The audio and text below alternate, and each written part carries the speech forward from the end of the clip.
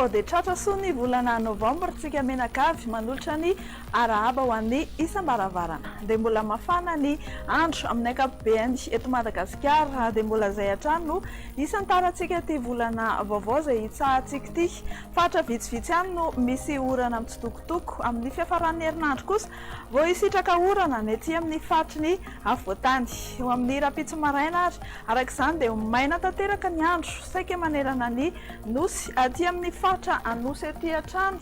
no andrahoana ny andro amin'ny rapitso tolakandro dia anorana tandrifondrahoana ny any anosy be sambrano tahaka izay ihany koa ny fatry melaky anorana tandrifondrahoana METEO raha kotroka kosa any amin'ny vatovafidivinany atsimo-atsinana ny taolany aro ary ny manodidina an'ireo fatra ireo ny ankoatr'izay dia miteny ho azy angamba ny sary fa dia ibalika be mihitsy ny masoandro ny fandrefa hafanana kosa dia tena maneho hafanana tanteraka raha eto Madagasikara ho amin'ny rapitso maraina izao dia manodidina ny 10 hatramin'ny 19 degré celsius no maripana voatombatomana na any amin'ny fatry ny morontsiraka atsinanana sy andrefana 19 hatramin'ny 17 degré celsius ho amin'ny rapitso tolakandro ny maripana mafana indrindra dia 5 degré celsius be izao hitantsika ny Antsohihy sy manodidina ny Mahevatanana ety amin'ny afovoantany moa dia 17 hatramin'ny 19 degré celsius dia teny fohy ho amin'ny reto toetry ny andro ho amin'ireo anosy firenena vitsivitsy ivelan'ny